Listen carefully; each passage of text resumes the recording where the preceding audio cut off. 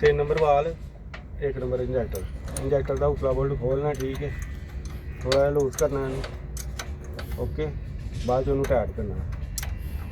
check करो, जिथे tight होएगा ना, इत्थे टाइट हो गया ना,